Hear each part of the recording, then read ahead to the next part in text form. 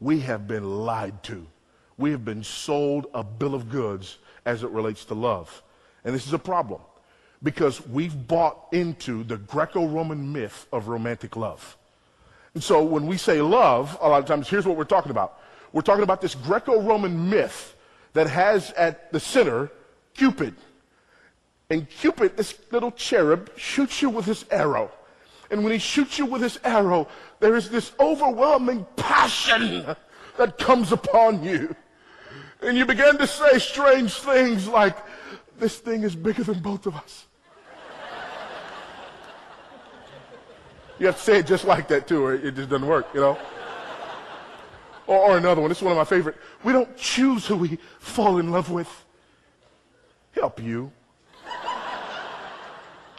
And this one here, I don't understand this one, but I love it. It just sounds so cool. The heart wants what it wants. I have no idea what that means. But this is what we believe about love. And this is part of our problem, that even in church, we believe this about love. That, you know, that there's some overwhelming force will strike you. And when this overwhelming force strikes you, there's nothing you can do about it. You have to be drawn along by this overwhelming force and do what it tells you to do. And we use phrases like, follow your heart. You know what the Bible says about the heart? It's wicked and not to be trusted. The Bible says, don't follow your heart. That's the Greco-Roman myth of romantic love.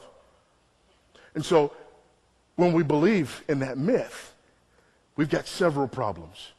Here's problem number one that we have with the Greco-Roman myth of romantic love. If that's what love is, if it's just this overwhelming force, and if the heart just wants what it wants, and if it's uncontrollable, and if we don't choose who we fall in love with, you know, and if this thing is bigger than both of us, if that's true, then no marriage is safe. If that's true. If that's true, think about it.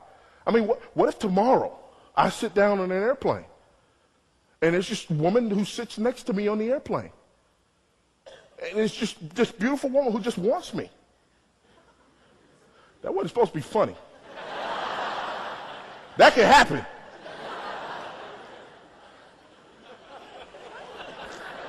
I'm going to talk to this side of the room over here.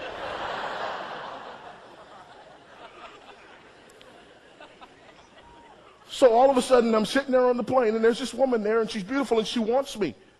And all of a sudden, Cupid strikes me. And this thing is bigger than both of us. And we don't choose who we fall in love with. And the heart wants what it wants. Do you follow me? If that's what love is, my marriage is not safe. Come to think of it, what if it happens to my wife? There could be a message on my phone right now. Baby, you probably need to stay in Atlanta. Because I met somebody, and this thing is bigger than both of us. And we don't choose who we fall in love with. And the heart wants what it wants. You see the problem there? We've bought the lie of the Greco-Roman myth of romantic love.